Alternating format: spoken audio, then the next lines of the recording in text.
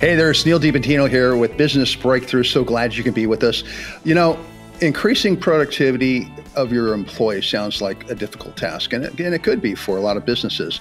Things like the pandemic has changed a lot about the way we engage with our staff. Today, our guest is an expert in helping companies increase employee productivity. Clifton Savage is the CEO and founder of Service Leader Society. Clifton, welcome to the show.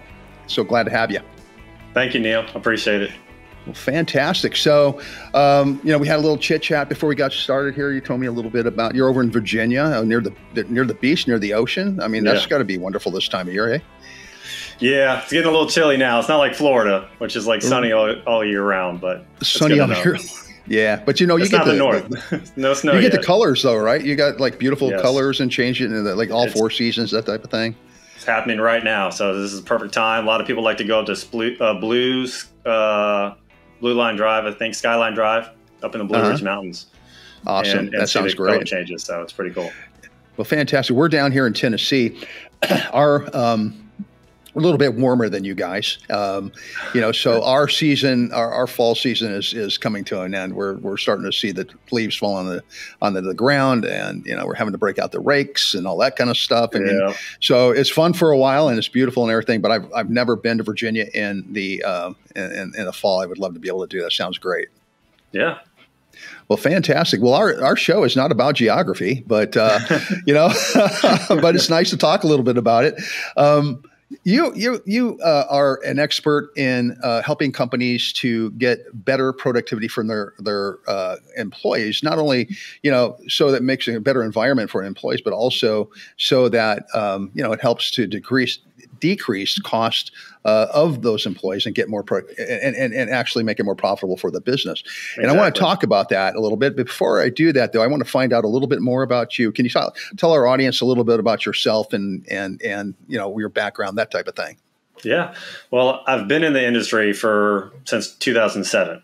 So, and I've seen a lot along the ways. Obviously, when I first got into it, I wasn't in business for myself. I worked for other companies. I got to see a lot of the good and the bad of like great leaders, great employees, but also not great leaders, not great employees, not great standards, right? And so there's a lot of inefficiencies. And so I'm a troubleshooter by nature. I inherited that from my father.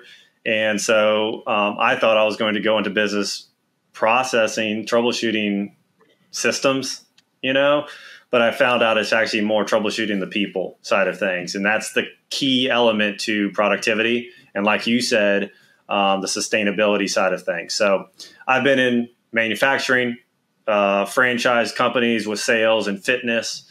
I went to school for business administration degree and organizational management degrees. So that's been a lot of information over the years to culminate to the service that I provide now in my business. Fantastic. So let's face it. Employees are super important to any business, and I think sometimes we have a tendency to take our employees for granted to some extent. We don't give them the proper training. We don't, give them, maybe the consideration they need, the empathy sometimes when things are going wrong in their lives, and they just need somebody to talk to and that type of thing.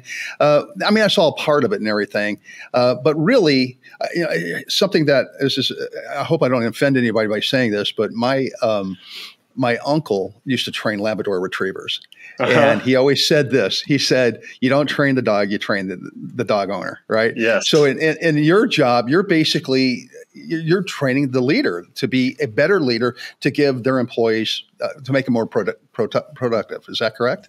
Correct. Yes. Yeah. And empowering the employees to be leaders in their own right. You give them some level of authority and autonomy within their jurisdictions. What makes sense. But yeah, you're trying to multiply that effect across the whole company. Fantastic. So can you give us an idea of what a typical client of yours might look like? So a typical client for me, one of the biggest industries that you can imagine that's been struggling more and more, especially after the pandemic, is contracting companies. Blue collar positions are still and only getting harder to fill. It's been degrading over time. From the workforce, the quality of candidates, the interest from the next generation coming up to do that kind of work versus, sitting in an office like this. But there's pros and cons to that. And so we're trying to help kind of filter through that for people, and help them be more productive and attract more like-minded employees. What would your process look like in terms of if you're working with a client and they're having difficulties in getting or maintaining employees or making their employees more productive in general? I mean, what is the process that you go through when you're working with a leader or with a business owner? Yeah, exactly. Yeah, we usually come in and we work with the business owner themselves, or if it's a larger structure, some of the clients, 10, 20 million in revenue, you're looking at a deep organizational chart. So working with the executives of the company, and then working down on the director and manager levels as well with those people individually. I always go in fact finding, right? I've got to understand what their symptoms are. They may think it's like the root cause of the problem or the problem, but I have my systems to help dive deeper. And I ask them why, and we look at all these other, almost like roots to a tree, all these other things that can be causing this thing that they see right now that they think is the biggest problem. That's where I always start. That's the first thing we have to do, because if we don't do that, we just do it based off of emotions, then they've got me running off in the wrong direction too, and that's not what I get paid for. Right. Well, and being an employer, being a leader can be a very emotional, situation. It is. Yeah. Especially if if you're like a business owner and it's your money that you've invested in your life, it's your life, it's your livelihood and everything. And you just want everybody to do what they're supposed to do. But, a lot of times they don't do what they're supposed to do because they don't know what they're supposed to do. Do you find that happens a lot? That's very true. That's, I think, where the most frustration comes from, right? It's one thing if we know the solution and it's just a matter of time, energy, and money. But when we don't know the solution and we feel like we've been throwing everything we can at it, that's debilitating. It's demoralizing. And so I definitely come in with an side of empathy with them. I share them my expertise. I share them what's worked for my companies in the past, for my clients in the past. But I also look at it that, hey, every scenario is different. Every person's different. So we have to look at it holistically. You're absolutely right. I mean, you can have a staff of, 2, you can have a staff of 20 or 100, and every single person in that building is going to be a little bit different. I mean, we're all different. And so, really, there's no cookie cutter approach to, being able to get more productivity out of an employee, I would imagine. Yes. Yeah. And that's kind of the point, right? You have principles that we lean on, but it's not something that we can just force them through a mold, because that never works out. It doesn't work for us. It doesn't work for them. And it ends badly. Unfortunately, I've never had that happen because I avoid that temptation to just try and push people through an assembly line, essentially. Right. And in this day and age, it's, I think you mentioned this at the very beginning of the podcast, it's difficult to find employees to start with. So maintaining an employee and keeping that staff on board, I mean, that's key to your success. Is that right? Yes. Yeah. So the main 3 pieces of my business model, my service model, is that we come in, me and my team. I have a team of technical writers and other content people that essentially help install the systems that these companies would need. And we focus on, 1, attracting high quality candidates, but then training and retaining them. But the beauty of having the training in there helps with retention, which then helps with attraction. So they go full circle with each other, and they benefit from each other. Right. I've mentioned this a couple of times in other podcasts, I believe, but one of the things I've read a while back was that a lot of the primary reason why people actually leave their businesses is not because they're unhappy; it's because they just don't know what to do. They don't feel that the leadership is actually giving them, the kind of training they need. Therefore, they're always kind of looking over their shoulder as to whether or not, they're being scrutinized. Are they doing the right thing? That Absolutely. Type of thing. Do you see that happen a lot? Oh, yeah, definitely. And I was very blessed when I first got into the workforce. I didn't start college full time. I went to a community college part time, and I wanted to get into the workforce. I wanted a full time job. 1, because I didn't want to go into debt, but 2, because I wanted that hands on experience. I didn't want to wait for 5-6 years.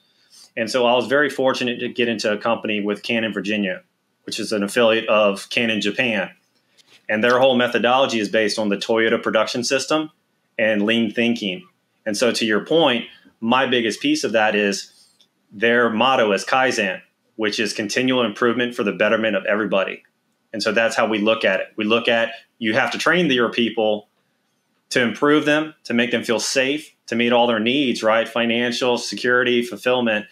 And so that model perfectly fits into what I'm trying to do and install in these companies to make the employees feel like they know what to do. They're empowered, they're confident, and they can do it accurately and feel good about that. Right. And this model can be really used with any business, not necessarily just in the service industry, not with a large business, but even like a very small, lean, mean type business can utilize that same kind of philosophy and that's those type of procedures in their business. Is that right? Exactly. It's scalable. Yep. This whole process. And that's when I first started, I was trialing this, trying to make a proof of concept with smaller business owners that they don't have a team. They don't have the money to do all this themselves. And so I came in and showed them a lot of the principles and walked alongside them with some of this stuff to help them grow and add that first employee or add that first manager in their company, right? That's a big investment. And if you don't know what you're doing, you can barely keep regular entry-level employees. How are you ever going to have a manager that can help manage things so you can get out of your business and be working more in it? So yes, that was a great first experience. And now we've transitioned more to that executive level corporation.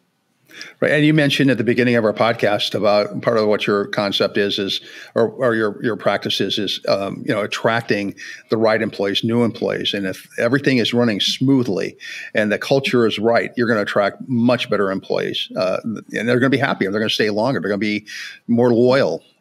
Would you agree with that? Oh, 100%. I mean, I believe that's one of the biggest things that people don't understand, right? They get into this cycle of, well, we can't attract high quality employees, but we don't have the time to build the training or put in the effort of like benefits and incentives and other things to retain them. And so just like in marketing, word of mouth travels, good and bad. And so if you're like, hey, look, they're nice people, but they don't help me learn how to do my job well. They don't help incentivize me to try and help them grow. There's no point in me staying when there's competition right down the street that does satisfy all those needs or, goes to the nth degree. So yeah, that's a huge vicious cycle that people get into when they don't realize that. Now, I've heard, going along with what you're saying there, that sometimes employees or business owners will think like, well, I don't want to overtrain these people because they're going to become my competition. They're going to leave, and I'm going to train them all this training. Going to teach them everything I know, and then they go and they're my competition. Do you see that a lot? I do. And then that's kind of the fear mentality, scarcity mentality, right? You can't control people. You can't make them stay no matter what. And I've seen good people leave because of circumstances outside of their control, right? We had the pandemic. We have life changes, people that are here and families in another state and they're getting old and they need to be taken care of. That person goes home with them. Great employee, but you lost them for reasons outside of your control. But what you can control is being prepared to be able to fill in the next person, find a comparable replacement, have that system in place. You got to kind of run into the wind rather than run away from it. And so that's one of the big things that I help them address as well with that mentality. I love that. I actually was talking with somebody, I think it was last week. He was ex-military, and he's also a coach, and he was telling me that his philosophy was always train my replacement. Yes. Because especially in the military, somebody is always going to replace you at some point in time. Might be leaving the military. So it's always a matter of time. So I think that's a great philosophy, and I think that business owners, leaders should really buy into that. And I also think it's really to me it's a great thing if I can help somebody else to excel in their lives, to move to the next level, because everybody wants something out of they want to they might want to go home and play video games with their kids maybe, but a lot of us want to succeed in business and in life, and we want to get to that next level. So by helping them to do that, then again they're more productive when we're there. They become the trainers. They become the people who actually are doing the training for us, and it makes our life much easier, right? Exactly. And it builds upon itself. It compounds in a healthy way once you acknowledge that, agree to it, and actually approach it with that mindset at all times. Well, fantastic. So we always ask, our guests to give us maybe some real life examples of some of the stuff that you've been working on. Can you've got a great process. I'm buying into everything that you're saying. Can you give us a little bit of maybe an example of some clients that you've worked with and what the procedure was, what problems you ran into when you got there, what solutions you offered them, and what the outcome was with those clients? Absolutely. I think one of the biggest examples that's been very powerful over the past recent 2 years or so, I would have to say is helping clients. I'd say one specifically. They had a constant churn in their administration and sales departments. The main issue was they would bring people in that, well, isn't this just any other admin position, or isn't just this like any other sales position? But the problem wasn't the position and the duties. It was the culture of the company. And it wasn't a fit from the leadership to the frontline workers that are there already that these new employees were having to fit in. And so you can have that sometimes where the culture wasn't bad. It wasn't a fit for everybody. And just putting out job postings on Indeed wasn't going to just naturally filter those people through. And you can't necessarily ask those questions in an interview without being long-winded of like, hey, do you fit into this culture? Like you can't be that blunt about it. And so utilizing personality insight tools, like for me, I'm a big advocate for the DISC assessment. There's a lot of other great tools out there. Working Genius is a great tool to helping assess somebody's personality style, how they communicate to others and how they receive communication. And once we installed that with this company, it helped give the director over the admin department much more confidence in not only who felt the position that they would fill the position with their skills, but their personality as well. And to tell the other candidates, hey, this may not be the best position for you. We don't want you to come into this position and then suffer. This is what we're looking for. This is what we're seeing. Do you agree? And so it wasn't like a pass or fail, but it was a conversation to have with them. And just one example that using that tool has made a big difference. And it's same thing with the sales company, same thing. Finding people that were more on board with the team and the environment that they had there. And it just made a world of difference for them.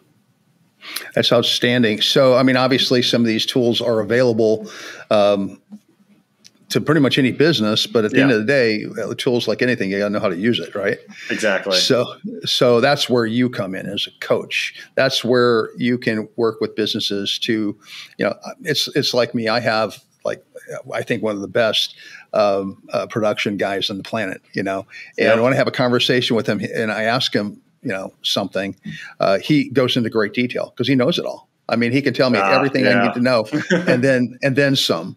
And it's the then some stuff that kind of, I'm like, look, I just need to know where the recording. Yeah, for you, it bogs you down, right? Yeah. So all this stuff it sounds great, but it could be come across as being very overwhelming.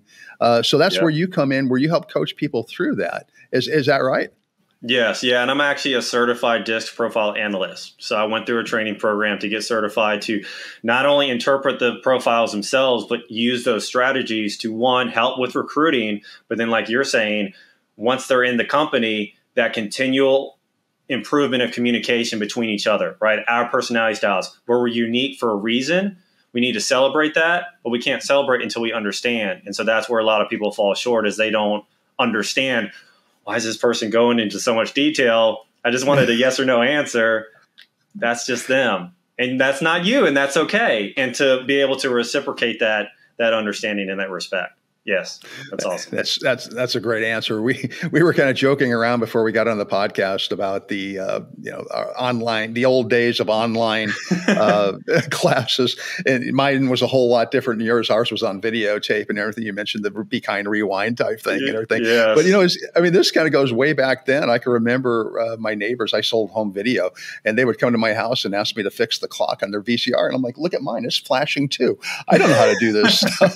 So If I had a coach back then to help me to set that clock, I would have loved that. But you actually, I mean, I love what you're doing, and I think that businesses really should take a look at what you're doing and maybe even enlist your services. So let me ask you this: do you have any final parting thoughts that you want to leave our audience with?